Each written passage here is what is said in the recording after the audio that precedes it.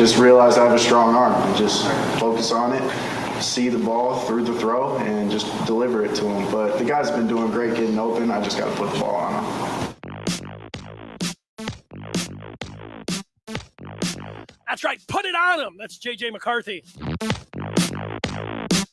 Talking about putting the ball on the receivers down the field. And that's what we're talking about today is the Michigan football team as they get into their final preparations to take on Penn State. I mean, you know all of that, but what else am I going to say? Like, here we are ready to go on this Thursday. And I know this, you're watching this because you are a Michigan fan and you're excited about the game coming up on Saturday. You're excited about Michigan football altogether, but it's games like this. I mean, there's games and then there's games like this one coming up this Saturday, and it gets you really excited and you just, can't get enough. Reading, whatever you're going to do, watching the tape, listening to people talk about it. It's everything. And, that's what makes college football great. I suppose there could be a few Penn State people that are watching this, like, looking for something as fuel for, if you're a troll or something like that. And let me just say this to any Penn State fan that's listening. You guys, your offense is archaic. Your coach is terrible in big spots over the years. We've seen that. You should have let him go to USC or LSU instead of extending him for the $90 million or whatever you did. You should have just let him go, because then, after you go 500 this year, like you did last year and the year before, you could have moved on to Matt Rule. But that's not happening. You stuck and you stayed with James Franklin, and now you'll have to live with it. So there you go. That's for our Penn State fans that might be jumping in and listening. But, we want to hear from Michigan fans that are out there and get their opinions in and get their thoughts in on this game coming up on Saturday. I have a lot to good thing because, I'm doing the show, but I got a lot to say about the game coming up on Saturday. I'll give you a little bit of a guideline on just how we're going to work it and what we are going to be talking about. We'll have some audio regarding number 5, Michigan versus Penn State on Saturday. The broadcast team that's been broadcasted for the last 3 weeks, they're back again. So we've pulled some highlights and some sound from the color analyst for Saturday's Big Tilt.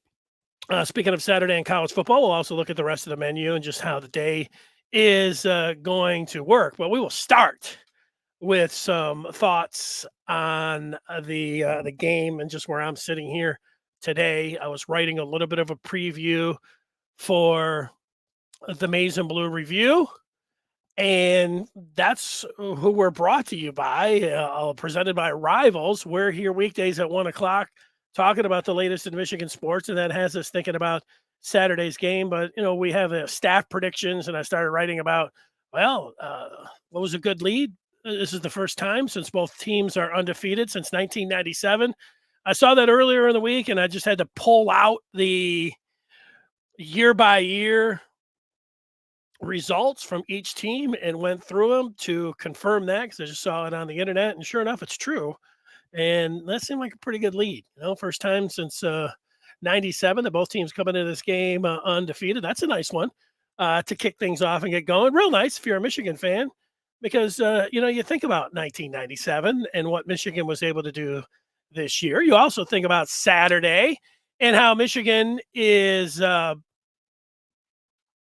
bringing back the 97 team and how they are honoring them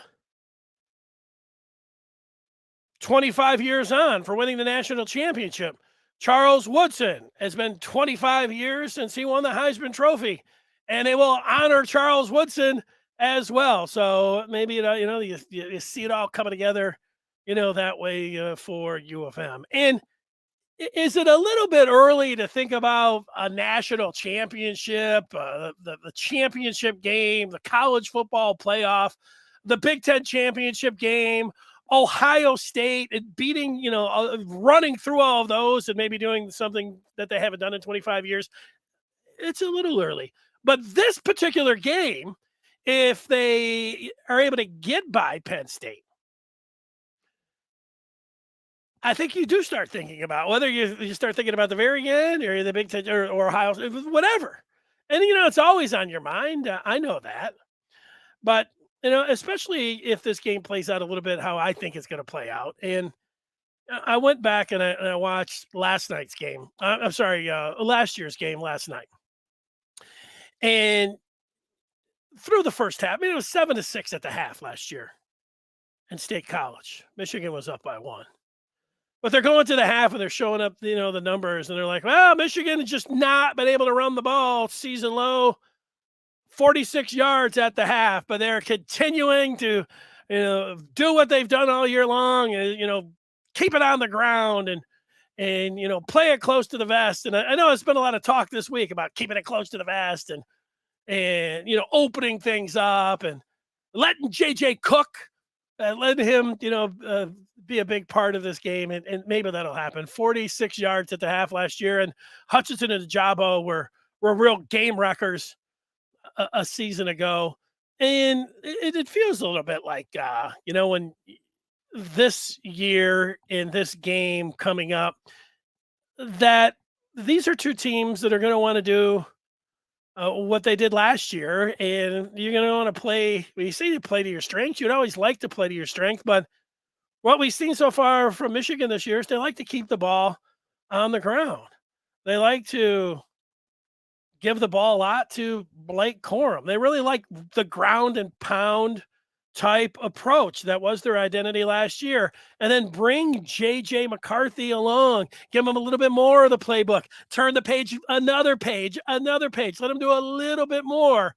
And in McCarthy, as he goes into this game, he was asked about the vertical passing game when he faced the media this week. And he said, he's learning it with his, now that he feels 100%, dialing it in. But what I was saying, throughout this is what you do if you are a special quarterback when you're back there, and you can hear him talk about it all, you're able to just put the ball on the receiver. And that's what he said he needed to do. He just needs to put it on him. And I liked hearing that. He went through a lot of, do this and do that. But, and he, credited the guys for getting open, but he said he's just got to put it on him. And that's it. That's what he's got to do. And, and for Jim Harbaugh, it's been mostly a conservative passing game. But they know as they ramp up here that it's going to be a little bit more from JJ and a little bit more from JJ. And, these two teams, the way they want to play this game, Penn State wants to run the ball. I mean, this is if you like running the ball, if you like Big Ten East football, these two teams are going to go out there and say, we are going to run the football. And that's the way we're going to win this game. Michigan has Blake Corum, and they have Donovan Edwards that, they're bringing along a little bit more coming back from injury. Penn State has two really good backs. One of them's, came in as a 5-star, more highly rated than anybody else that's going to be out on the field carrying the ball. And Penn State thinks that they're going to be able to run the ball. And so, that's the way it went last year. And as much as last year that we all remember the 47-yard touchdown, Cade McNamara to Eric All, which was, a fabulous play and everything else, that drive that Michigan needed to score on, where they won 21-17 after leading 7-6 at the half, when they fell behind. If you go back and look, it's not like Michigan came out and said, okay, let's just start using the whole field. Let's just start throwing the ball. It's not what they did at all. They came out where they had to have it, a touchdown. And you know what they did? They gave it to Hassan Haskins. You know what they did the next down? They gave it to Hassan Haskins. You could check me on it. I think they gave the ball 5 times in a row last year to Hassan Haskins before they finally went and said, all right, now it's time. And then they broke that 47-yard touchdown and went on, and the defense came up big and was able to get the stops and ended up winning the game 21-17. So I think it's as much as we're sitting around talking about, they need to do this and they're telegraphing that. And Michigan wants to run the ball. If they're going to run the ball, they're going to find out if Penn State's toughen up front, and Penn State's saying the exact same thing on the other side. The more I sit here and analyze this game, the more I think about, these two teams are just coming out. If it's walking like a duck and it's quacking, this is a duck. Michigan's running the ball. Let's not go too far, upfield, talking about JJ's you would like to see him to, pass to open up the run. Maybe they will do a little bit of that. But when it really comes down to it, if we're getting down to the brass tacks of this game and situation, Michigan wants to, and they're talking about being able to exert their will, wear down Penn State's front, and the running game is opening up everything else. Even if they do come out and you say, well, look at last week, they started throwing the ball, and that set everything up. As you talk about it too much, it all starts sounding the same. But that's where I'm sitting, and where I'm sitting around thinking about this game. Here's Mr. Basketball Insider Davis Mosley, who's ready to go. Where you been? Get a commitment there, Davis. Let's go. What else are we sitting at? So after I said all of that about running the ball, why I think Michigan can win this game is that they have been slowly bringing her along J.J. McCarthy. And when I say let him cook, that doesn't mean that I think that Michigan should throw the ball 50 times and they should abandon the running game. I just think that J.J. McCarthy is going to be the difference in this game, and he can do it with his wheels. He can also do it with some, he's been good, especially, he rolls out to the right. There's a few times, like when you watch football, and if you watch enough, you see guys and you say, that's special. This is special. When I watched Donovan Edwards last year when he was catching the ball against Maryland, it's like Donovan Edwards is a special pass-catching running back. I mean, that is a superpower of his. J.J. McCarthy, and you got to do so many things when you're a quarterback, but when McCarthy goes on the move, in particular to his right, and it looks effortless, and he throws the ball. It really looks like he's putting it on the receivers, and anytime he's actually throwing it down the sideline, he really seems like he's dialed in there. That next step, as we all know, we can all repeat it right now, is hitting some of those deep passes, putting it on the receiver. And so, letting him cook and be able to do that from the pocket, that's when, this thing, when you say, what's the next step for Michigan? That is the next step. And I think that's going to unlock a lot for Michigan, because we've been talking about they need to get Donovan Edwards more. They need to get Andrell Anthony more involved. Let's see those guys in particular. How about A.J. Henning, in the whether it's end around or running back or anything else. McCarthy gets out there and starts putting the ball on the receivers down the field. This is going to unlock, not everything, a lot. And they're going to take the next step. And the reason that I like Michigan in this game is because that they have excellent talent at wide receiver. They have Donovan Edwards, who I think that they're ready for Edwards to get out there in the passing game, pass receiving game, which we have seen him so much and have some mismatches there. If I'm looking for somebody to come up with a big play, he's a good person to pick. Out of the backfield, down the seam, running like a wide receiver. He's got a linebacker on him, 65-yard touchdown. Let's go. Blake Corum has not been used much in the screen game. He can catch the ball. He can go there too, as well as just running the ball. And then A.J. Henning, a little bit of an X factor, as we have seen him. He's a tremendous player with a ball in his hands. You can throw it to him. You can get him on those smoke screens, those quick screens, bubble screens like they have Roman Wilson, and, get Henning in there. I think that's in the playbook. Is it going to be a big surprise if they use A.J. Henning and have him on some end arounds or have him on some reverses? No, that's not going to be a surprise. And in fact, that's in the playbook. Let's put that in the script. And if it's not in the script, it's on the first page. All of these things, if they're not scripted in those first 15, it's pretty quickly going to be in there. Let's get Edwards matched up and scheme him up on a linebacker. Let's use the screen game with Corum. Let's get A.J. Henning. of course, it's pretty easy to run an end around. Let's put him in the backfield. Let's put Donovan Edwards out at wide receiver. I think those things are very doable.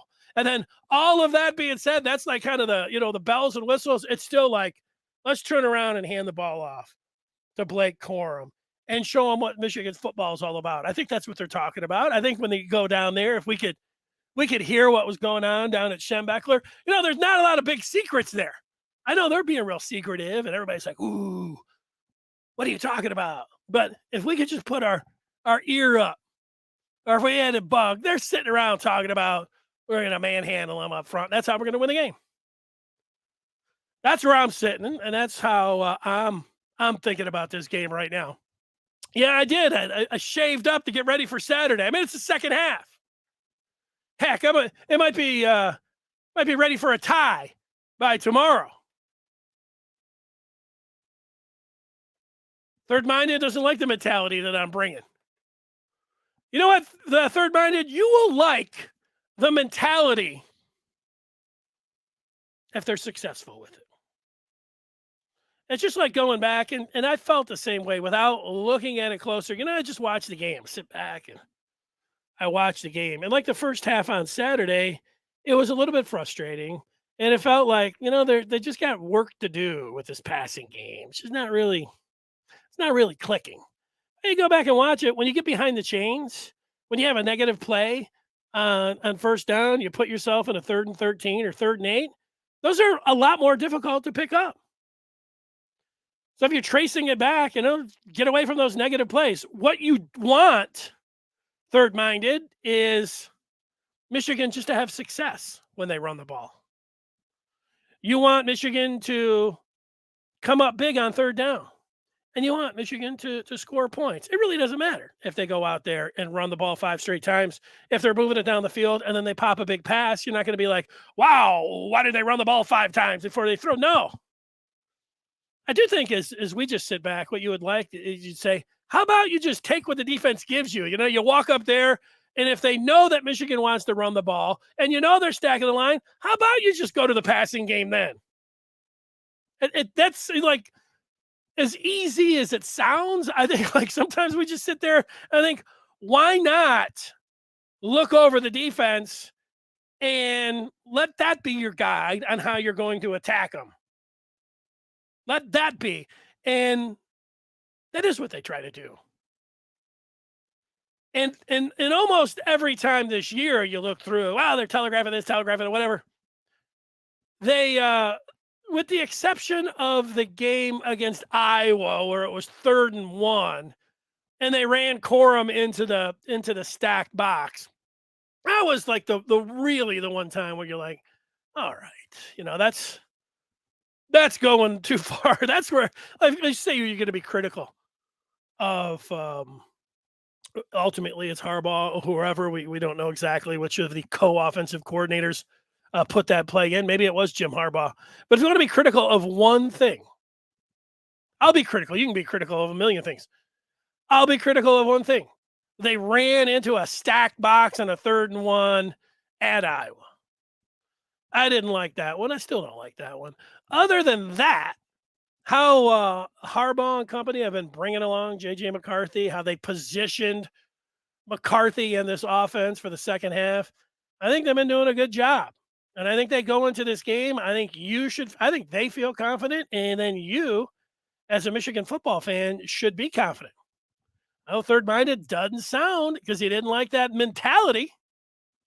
The punters is saying that both have gotten out to early leads in most of their games. How important is it in this game for each team to get ahead early? Well, you don't want to fall behind, but, you look to, I think, like, sure, could Michigan blow their doors off and, win the game 40-7? Yeah. I think it's going to be pretty close at the half.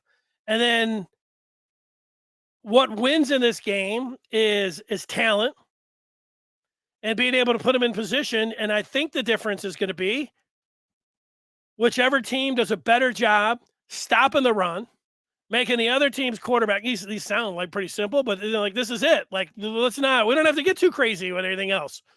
The team that's going to win is going to be the team that stops the other team's run is able to pressure the quarterback and limit mistakes and then allow their talent to make some big plays. And I think Michigan, when it comes down to it, when I look at their wide receivers, when I look at their skill position talent, I think that they're better than Penn State. And I think that's going to be the difference in the game. I'm not 100% sure that Michigan is going to be able to stop the run, but that's going to be key for them. Penn State also has they have good talent at tight end, and they're going to try to use the middle of the field. Like we've seen, Iowa had some success doing that. We saw Indiana have some success throwing in that middle of the field, some quick hitters. That's what they're going to do. Now, Michigan has practiced that. Is it coming down to the ability? Would you say that Junior Colson, that's going to be huge for, Junior Colson to have an above average game? I would agree with that. But I think it's going to be pretty tight. So talking about, if you get down, I don't think you want to get down 2-3 scores. But I'm not as worried about that as like if you were down, 2 scores to Iowa, if they were any good. It's Steven, it's Smash Mouth. He's down at Schembechler. He knows what they're talking about. Davis wants to see J.J. Cook, and, that's what I'm thinking about as well. Now, Joel Klatt is on the game again for the 4th time, and so he was on with Colin Cowherd, and they were talking about it. And I have some of the audio, and you know what? Because I'm a radio guy, I went through and I said, okay, let me pull some of the audio, and I get 2 1-minute clips from Joel Klatt talking about how he sees this game going in, and I thought people would want to hear that if they have not heard it yet. But then I was like, you know what? I can also go out there and I can let people see it for themselves. So let's see if I can do that. This is Joel Klatt on the Colin Cowherd Show. And the most important aspect for Michigan this year is they are faster. Now, they have not shown a lot of, let's just say, offensive creativity over the last few weeks. And I'm wondering, I'm sitting there, shoot, man, I feels like I'm like the voice of the Wolverines. I've seen them 3 straight weeks. I'm about to see them a 4th straight week.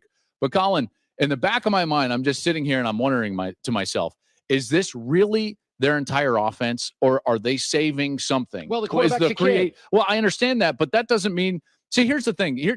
The misconception about creativity on offense is that it's hard for the quarterback mentally. It's actually not.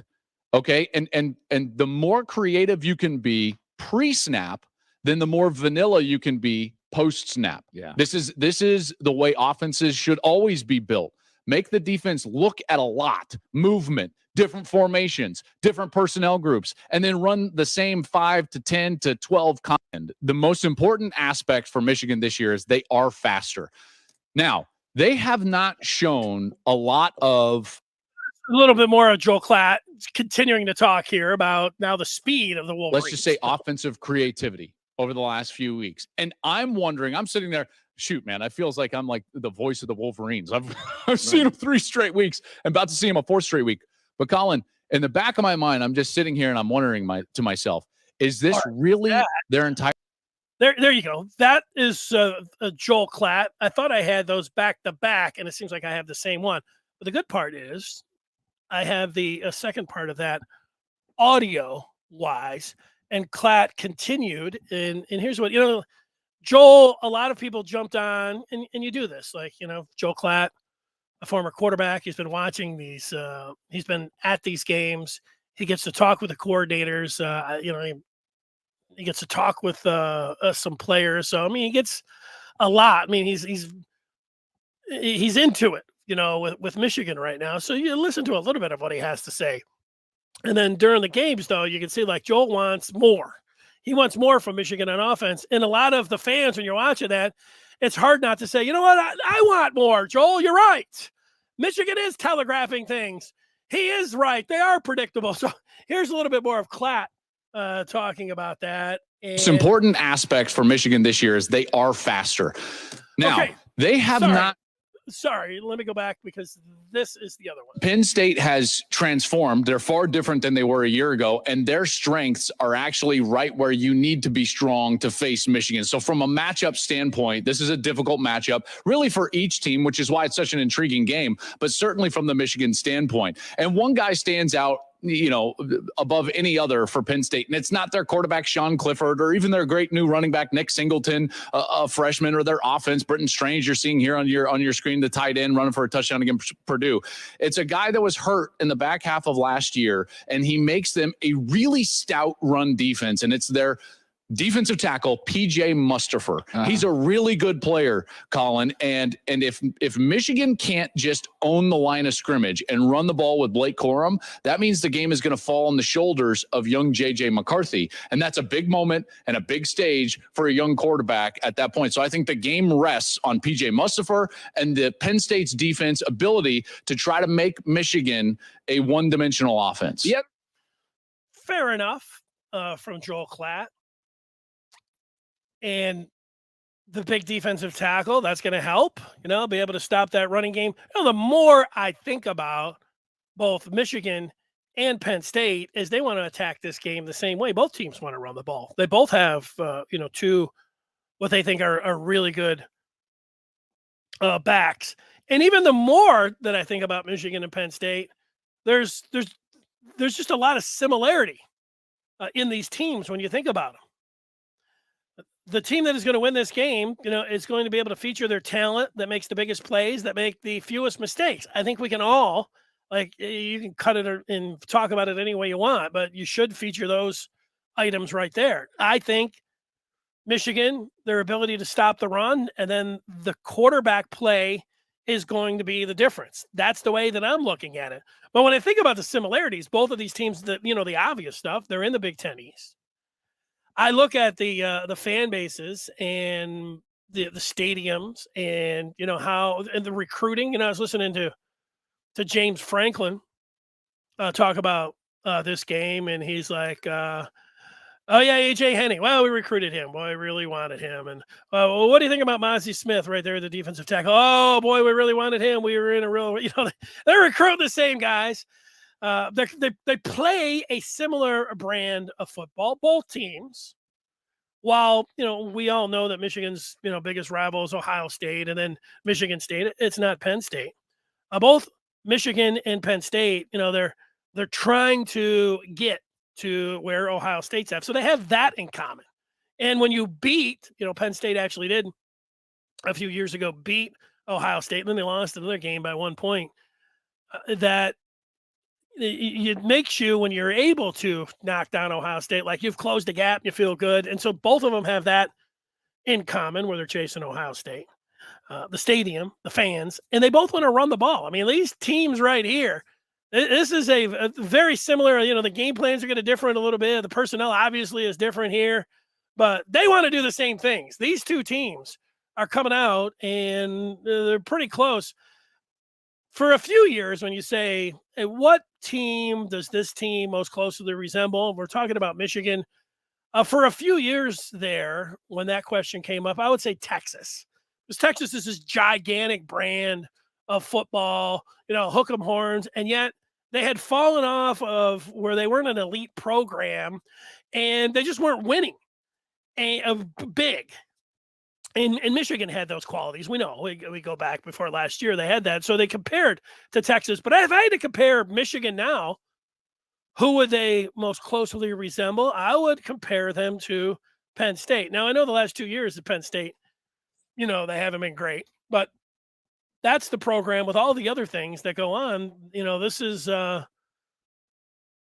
program that I think most closely resembles Michigan. To me. Now, the tough part is we were talking about this yesterday, the Big Ten East, and it could change as early as next year, but certainly the following year, we're not going to have the Big Ten East anymore. They're going to do away with divisions, and it's going to be a different ball game. But this means, if you're able to beat if you're able to beat the other team, you're probably going to end up in third or fourth place. And you can have a pretty good team. You can be looking pretty good. And then, you lose to Penn State. Next thing you know, you're losing to Ohio State. You're in a pickle. Game means a lot. So with these two and where they're sitting and how they're looking at it. All right, let's get to some of the feedback that's coming in here. We'd like to take your feedback, put it up on the screen. Let's see, Otis. Otis is saying if Michigan covers the spread, but closely, they'll all still say, well, we didn't know how good Penn State really is, so therefore we still don't know about Michigan. Yeah, here's the thing, Otis. You know, that's a fan thing that you hear all the. I hear Michigan fans and I hear their media. They're always like, "Oh, people across the country." Look at this is how it works. When you're a big time, you want to play big boy college football. You are always going to be measured up to: is this team a championship team?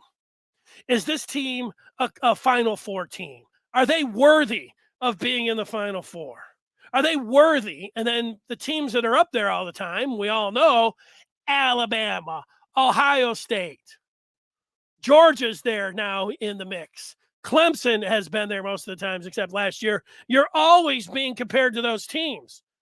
And so nationally, yeah, that is what's going to be out. That you shouldn't take that as like, why can't we get the respect? You'll earn the respect along the way. Don't worry about if Clemson should be rated in front of Michigan if you're really going to be honest. And you don't have to be honest because you're a fan. But the amount of people that were all rated Clemson, Clemson could be, you can make a case Clemson should be the number one team in the country. So who cares? And then like you're going to have to worry about what most of the people that are saying that, they are trying to get, remember, fans and opposing media and then national, they're all trying to create a buzz. They are trying to get under your skin. I don't know how many people out there are objective and have personality and have opinion. So there are very few in college football that are like that. And the ones that do get attacked for, well, they're, you know, they've got an agenda. There's very few people out there that are going to talk about that can be even-handed about anything. So don't worry about what people say about Penn State. There might be some truth in that. You might not know. Michigan could go 11-0 and sitting down there and getting ready to take on Ohio State. And you know who Ohio State's played? Nobody. They haven't played anybody either. Now they scheduled Notre Dame, and Notre Dame might not be any good. They don't look like it. They lost to Marshall. So that doesn't even look like a very good win. So Ohio State hasn't played anybody. We could be sitting here, Michigan, it could be number 1 versus number 3, and there'll be people saying, I don't think either of these teams, we know anything about them. I don't even know if they're any good. And the season will be over. It'll be the last game of the regular season. So I get what you're saying. Got to have some fun with that. Got to have some fun. Don't worry about, the Michigan fans get way too worried about what Michigan State fans are saying or what somebody national is saying when they're, if Paul Feinbaum is telling you, he's trying to get a rise out of you. It works. He is getting a rise out of you. You're getting your, I would say a rise out of me. It sounds a little weird. But there it is. Account 22 says, watch PSU come out slow. They will be rusty. Because they had the bye week. A little bye week rust? Maybe. People like you hate Michigan. I don't know who he's talking about.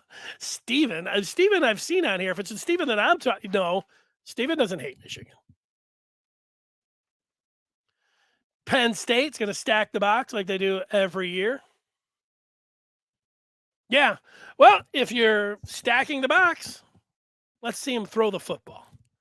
Davis Mosley, part of the Maize and Blue Review. Best pass rush Michigan will face all year. Probably the best overall defense. McCarthy can create on the ground. Yeah, I was looking at some of the numbers there. Penn State, very good being able to generate pressure with their front four. There's a lot of different ways to, look at, if you look at the sack totals, but if you're just talking about rushing four, Penn State's one of the best in the country at being able to generate pressure that way. So they do have a good pass rush. That's a great point by Davis Mosley. The other thing that jumps out when I was looking at some of the numbers, and again, you can say, well, they hadn't really played anybody. And so I get that too, but you do take a little bit from these numbers. Penn State's been very good. They're top 8 in terms of red zone defense. So They're good at pressuring the quarterback with 4, and they're good red zone defense. Davis is saying that J.J. McCarthy is a good thrower on the move as he is in the clean pocket. I don't know if you're talking about Clifford or McCarthy. I was reading the story today where if you get McCarthy with no pressure on him, his completion percentage is through the roof. Also, if you get McCarthy on the move throwing the ball, his completion percentage is through the roof. Give him a clean pocket or put him on the move. He's fabulous.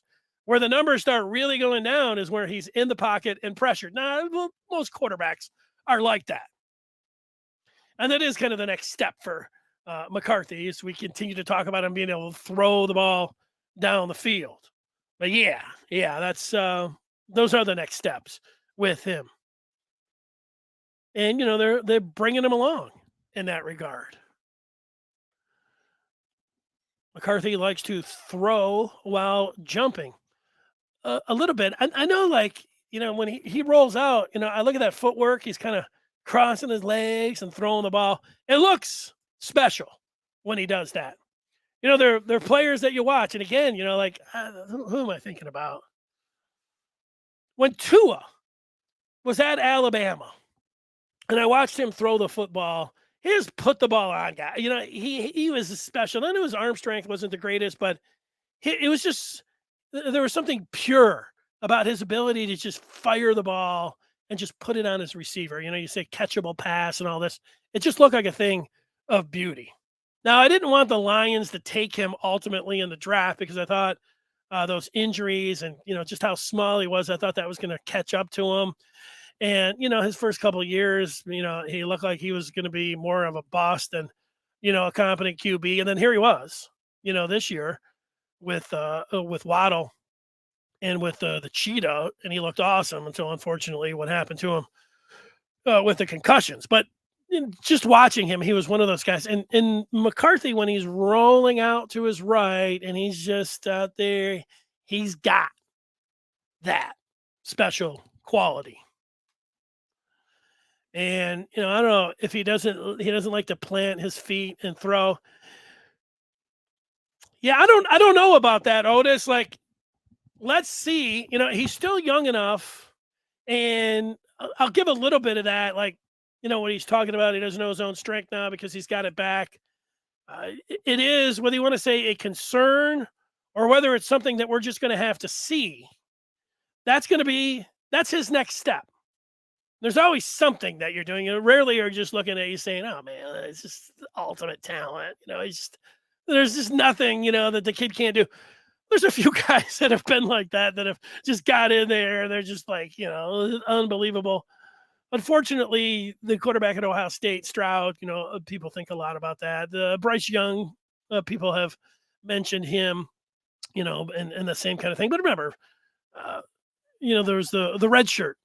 JJ didn't redshirt, so he is still super young. I mean, this guy could be, if we were talking about if he redshirt freshman, just true sophomore. So you understand that they're bringing him along and that there's still a lot more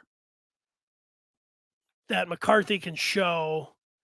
And this is the one thing that, if he is able to do, really is going to, take him to the next stratosphere. He's been pretty good already. Steven, I usually don't like to get into the fan on fan rivalry and people going back and forth because a lot of people watching this don't even know what's going on and I'm losing it and I might not even have seen. But Steven is asking about people like him hate Michigan. Steven has been on here for I don't know months, certainly weeks, and he's into Michigan. He likes Michigan, and he's making points about the Wolverines and. I haven't seen anything to suggest that he is a hater. Davis trusts Corum, Edwards, Bell, and Wilson in screens over Penn State's linebackers. I like that. You got – this is why, Davis, I like Michigan in this game. And, Penn State I'm sure that they're listing their 4, 5, 6 guys, that they really believe into, starting with their tight ends and, their 2 running backs. But I think Michigan has more firepower, ultimately. And the tandem of Corman and Edwards and Ronnie Bell and Roman Wilson. I would like to suggest to everybody, people want to say, well, what's the latest on the injury front? You probably already are, but you should be a member of the Maize and Blue Review. The experts have of an opinion and are giving you the latest on the availability of players coming up on Saturday. But I think Michigan and Davis Mosley is correct. And this is where I'm at. I just think ultimately the talent, and it's not like Michigan doesn't have a good offensive line, but I think the skill position talent with McCarthy being able to kick it up a notch in the running and passing game is going to be the difference in this game coming up on Saturday. Okay. What else are we looking at here today? Well, we've talked about that angle. Oh, we're looking to the rest of the games. We'll get back to some of your feedback. It is, Michigan and Penn State at noon. The 3:30 window is nice after a Michigan victory on Saturday. Alabama at Tennessee, nice. Now, Oklahoma State and TCU, that doesn't jump off the screen to you, but it is a number 8 versus number 13. It's the same thing of NC State and Syracuse. Like, Syracuse is probably a fraud.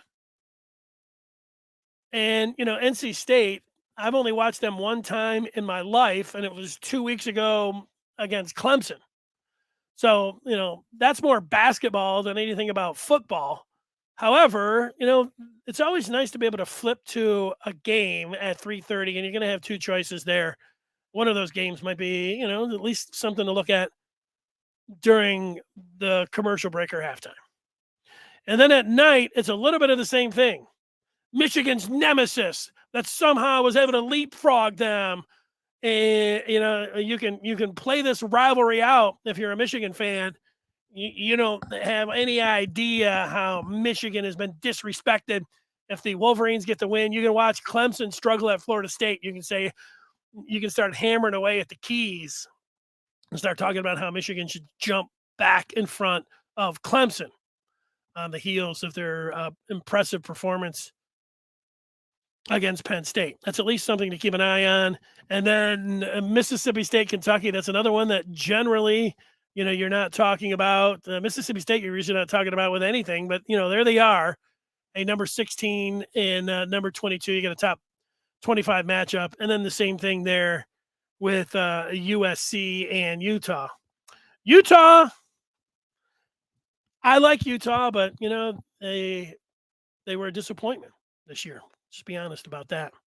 Okay, I'm going to read some more feedback as we get into it here. Otis wants to see a flea flicker with Edwards. I mentioned earlier that I was watching the game from last year. They ran a flea flicker. I know they ran one against Wisconsin. They got everything going to Kojo. They ran one against Michigan State. I think both teams ran flea flickers against each other. But McNamara had a flea flicker last year. I wouldn't be surprised if there's a flea flicker. Hey, sucks the coverage up, gives you an opportunity there. Let's do it. There's going to be a few things. It's not all meat and potatoes, turn around, hand it off, drop back, throw the seams. There's going to be some wrinkles, some end arounds, some A.J. Henning lining up in the backfield, and all the things that we have talked about. It would seem that it would be like the part where we have all done a little bit of complaining about formations and predictability a little bit. It would seem like if Michigan came out and didn't have any screens or weren't trying to do anything else, they were just trying to, run that same kind of approach that they have, the entire season on Saturday. I think the even if they win, you might be a little like, really? You're not going to be able to turn the page of the playbook? There might be a little bit of concern with that. Antoine thinks that wants to be JJ comfortable passing and getting the timing down with the receivers. I'm with you there. Use your skill players. You don't have to aerate it out, but let the talent shine other than Corum. I'm sending this one down to Schembechler. That's right. A weather report. Keep in mind it'll be very windy Saturday. Ooh. Well, that can affect the passing game. You're right about that. What else? Jason wants to know, did I get the Manscaped sponsorship? We did have Manscaped. Thanks. No, I should do a better job. Just do a better job cleaning up. I've had some suggestions. I should be out there, talking to a number of different clothing stores, and why not? We get the sponsorship up here. All that should be happening. You're right. All right, let's see with some more. Now we get the argument. Stephen wants to see a Hail Mary every play. This is sarcasm. Count 22. JJ will thrive on Saturday. I feel like that too.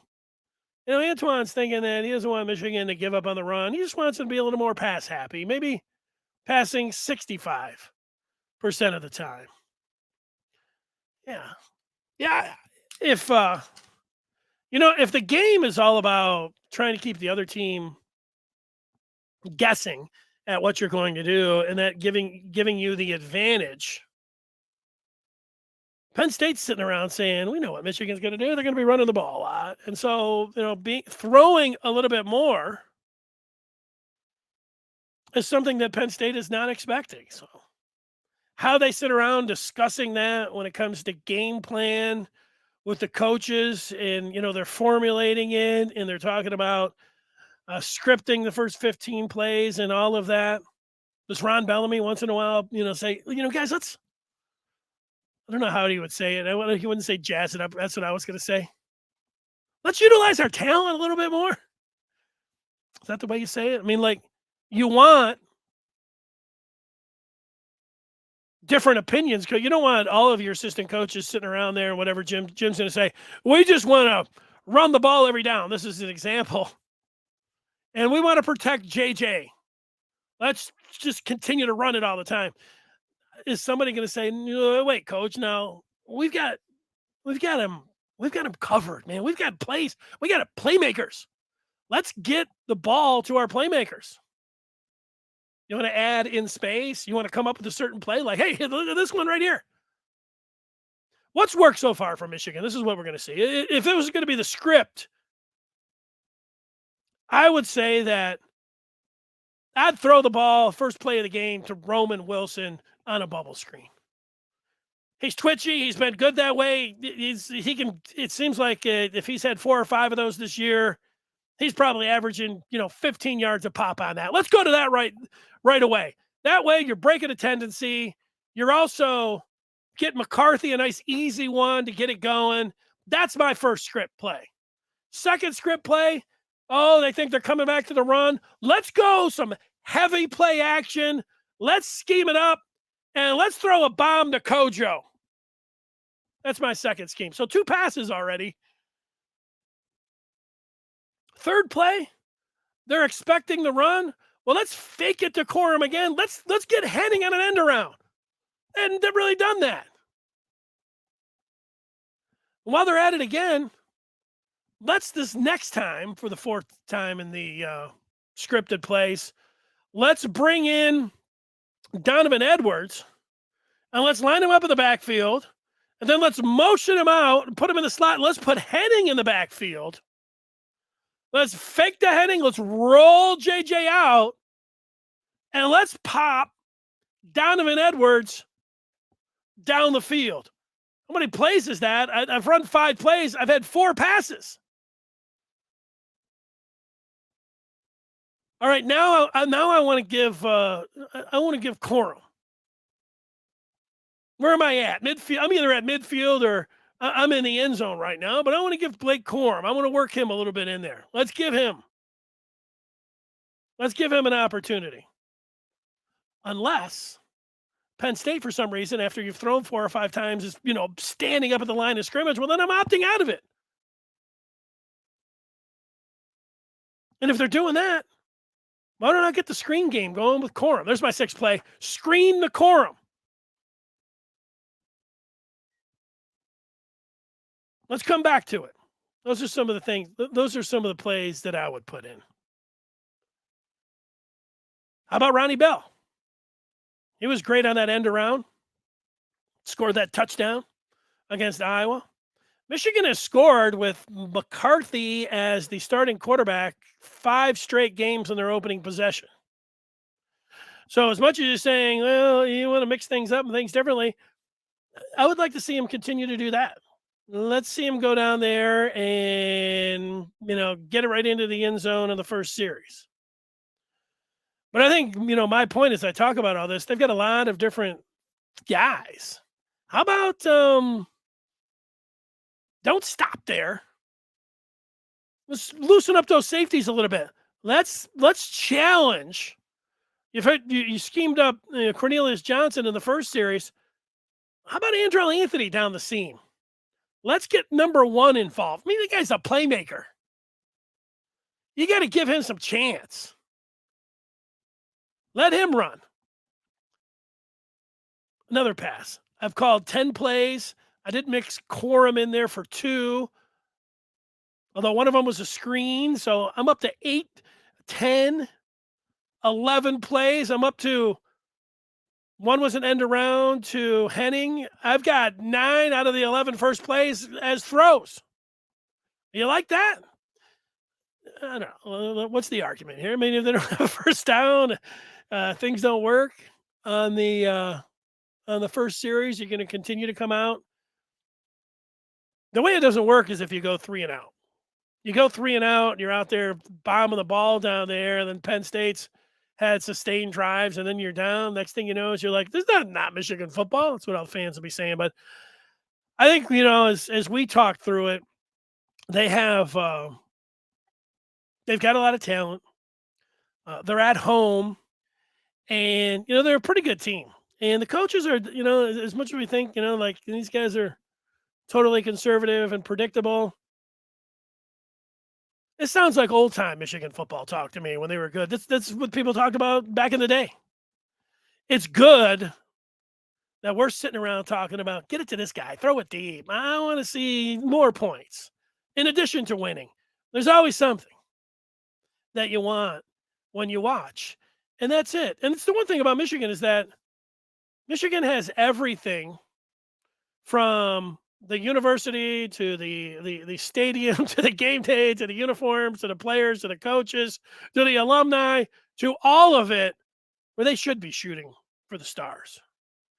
And there's a lot of teams that can come out and say we should be doing this, let's do that, let's have our NIL. That's it. I haven't said that in a while. Let's have it all unmatched to everybody across the country. Be the best. Let's shoot for it all. Michigan's got that kind of program. So that's why when people say Michigan fans are never happy, there's always a little something, something. No coach has ever, coached the perfect game. They're always wanting a little something else. No fans ever watched the perfect game by their team. Okay. Let's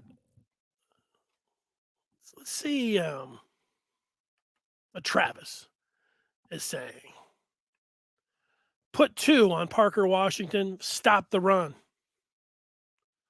Steven is there's some predictions coming in. Anthony will have at least 2 catches on at least 15-yard throws. I'd like to see that. I agree with this. Gavin, linebackers on their tight ends would be key. I'm with you. Todd, let's see if I'm with him. You can chip away at what they give you and consistently score. Yes, keep it going. Steven's feeling pretty confident with a 56-0 prediction. Account 22 is doubting that Michigan's going to get down early. Penn State's coming off a bye. They'll be rusty. That's the second time with the rust card from account 22. Maybe. JJ is an excellent chef. He can cook. Come on, JJ, cement yourself, put the league on notice. You know, Ted, I kind of feel like that. I mean, we can sit around talking about a lot of different angles, and I just went through a bunch of, silly predictions and scripts and everything else, but I'm coming back to the talent, and I'm coming back to the quarterback position. Michigan hasn't had a difference maker at quarterback in the Harbaugh era. And Jake Rudock, who's in medical school right now. Jake, you might be watching this. And I know you saw my email from yesterday because you responded to it, but you did a good job. And it was a good first year that Michigan had with you as the quarterback, but I don't know if Jake Rudock would say so. He wasn't a playmaker. We talked about Wilton Spade as a playmaker. They have not had a difference maker, difference maker. They've got one now, and they're bringing him along. I think Harbaugh knows what he has with J.J. McCarthy. I think Todd knows what Michigan has with J.J. McCarthy. I think I know. And, we saw it in the flash. I mean, the guy played perfect football against Hawaii, and against those easy games. I mean, the guy looked like that's what you're shooting for. Protect the football. And keep coming along. And, now, this is the name of the game. You can't be too conservative. That might be something if I was it would be great if the coaches allowed me into the meeting rooms all year long as an observer, and then once in a while said, well, what do you think? This week, when they went over to me and they were talking about after Ron Bellamy said, hey, let's utilize our playmakers, I'd say, I like how you guys have been bringing along J.J. McCarthy, kind of, spoon feeding him, protecting the football, get out of bounds when you can. When you get the first down, you need to protect yourself. I would say, and I might pull out my chef's cap and put it on, it's time to let him cook a little bit too. It's time when, you got the thoroughbred racing horse. Yeah, you're getting him out on the track and, you're out there. It's time to let him run. He wants to run. He wants to throw. He wants to run. He wants to be a difference maker. And that's the thing around him. He's going to be at home. He's got all the stuff around him to help him be that difference maker. Very good offensive line, very good support group of skilled players they're really. When's the last time Michigan had the combination of a blossoming difference maker at quarterback? Never, under Harbaugh. When's even the last time they had one, even prior to Harbaugh? And I like Shoelace and, Devin for a set, but, those guys, come on, were they difference maker quarterbacks? Shoelace was against Notre Dame. Chad Henne, 20 freaking years ago that we're talking about. When's the last time Michigan had this kind of offensive line and these kind of playmakers? Now, 2019, they had a very good offensive line. They were flush at the skill positions from Tariq Black. You go down, Nico Collins was on that team. And Charbonnet was the running back. So, he's a pretty good back. But, Shea, they had Shea who had his limitations throwing the ball down the field in a clean pocket. So a little bit of the similarities there, but that's when the last time is. So You don't have to go too far back, to think about the whole group. I wanted to say Michigan hasn't had this kind of talent on offense for 20 years. And yet, it was only 3 years ago that they had this kind of talent. But, Patterson, is things, it's not Patterson and McCarthy, the difference. And what we're seeing here, it's time for, to see if JJ, can be that difference maker. And Shea wasn't, half bad. He's just wasn't the championship quarterback. It's hard. Serviceable. But when you get the 5 stars, there's that chance. Bring it back to horse racing again. Sometimes there's a chance that you got a Derby winner. Sometimes there's a chance that you got Secretariat. I'm not ready. I don't know if he's Secretariat. He's a thoroughbred. He looks, but he's got some nice markings. Got some nice bloodlines. Got to see it out there. Let him run. Let him play. Let's see it. Woo, man. Gavin, if JJ can complete more than 50% of his passes, then he would have the best quarterback performance the Penn State secondary has given up this season. I'm going to take your word for that, Gavin, but, Michigan's going to need a little bit more than completing 50% of the passes. Antoine's talking about that play calling again. Michigan has always been ultra-conservative, even in past years when they had the weapons. That's why teams like Iowa could hang around and beat us. One thing about D. Brown, he gets in, but he gets in kind of at the end. What's up? He's already booking a W. Run the opposite side of PJ. Yeah, he's trouble. He's a playmaker.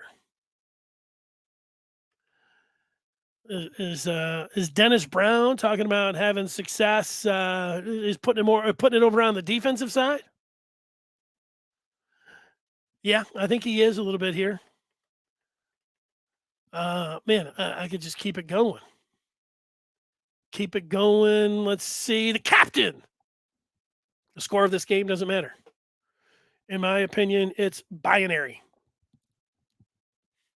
Well, I was thinking about that today. I don't care if Michigan's predictable. I don't care if Joel Klatt's sitting up there and saying, Gus, I know you stayed at the Hilton and everything, but I know exactly I know where you stayed. I know what kind of coffee you drank, and I know what play's coming here. It's coming right off tackle to Blake Corum. Here's the play. Corum off the right tackle. Stuffed again. And it's a 7-7 game at the half. I don't care. Until the end of the game, when you look up at the scoreboard in Michigan, if it's at 17-16 Michigan, I would take it. Now, I would take it, but I want a little bit more cushion. I don't want a 17-16 game. I would like a double digit. I would like an emphatic smashing of Penn State, like we have seen in this series a few times. I remember Michigan going up there. I remember exactly where I was at. And, it was Saquon Barkley. And I'm watching it. I was watching it. I had a bunch of people there. It was I was on the road watching it from road being a friend's house. So it was a mixture. And while I like diversity, there were some Ohio State fans and Michigan State fans. And I thought, why am I watching this game with a bunch of Spartans and Buckeyes? I think there was just as many as Michigan fans in there. But, hey. But Saquon Barkley, that was the third play of the game. Boom! Touchdown. But Michigan's return served like that when they've been at home a few times as well. 42-7, the game I was talking about. I think that was on the revenge tour. I was back. I was in the press box for that one. I can remember that one. Sorley, the quarterback. All right. Sometimes I miss it, but I'm with you on that. Would I just take, here's the offer. to you.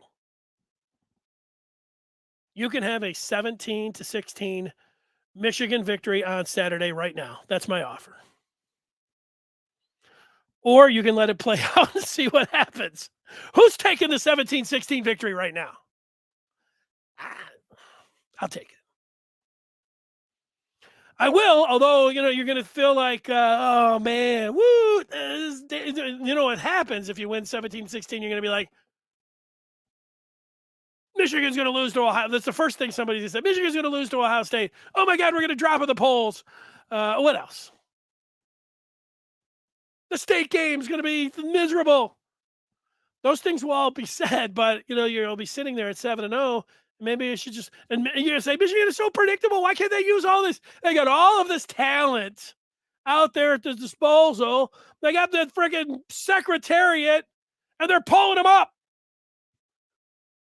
They're putting them in a harness and reining them in. That's what. So maybe we should just, not offer you up the 17-16 game, and let's let the chips fall where they may. Let's see if Michigan can go out there and put a thumping on them, so you'll feel good about a decisive victory, not an offer of 17-16 today that you're taking. Let's see if Gavin would take that. Gavin, it wouldn't be bad. The division would be that good. It's very optimistic. And now, the punters makes a good point here. If I was offering that up and he knew it was going to happen, he would take it and he would bet the under. There you go. Punters, that's a real Michigan fan. Michigan's going to win, but you're not going to bet Penn State +7. That's it. All right. Little did anybody know here that I have pet goats, and they're running around outside off the studio. Usually I put them in the barn when the show's going on, but I just let them run wild. I'm getting a text about the goats running around out there in the neighbor's yard. So I got to go check on the goats. I'll put up a picture of those goats for you tomorrow so you can see just what I'm talking about. They're adorable animals, kind of like a little bit like dogs, a little bit like horses, a little bit like donkeys. I mean, they're kind of, it's the first time I ever had them, but that's what I'm dealing with. I'll show you a picture of that tomorrow. Everybody, thanks for joining the show. We'll, from now until tomorrow at 1:00, we'll work on the broadcast, and we'll try to bring it.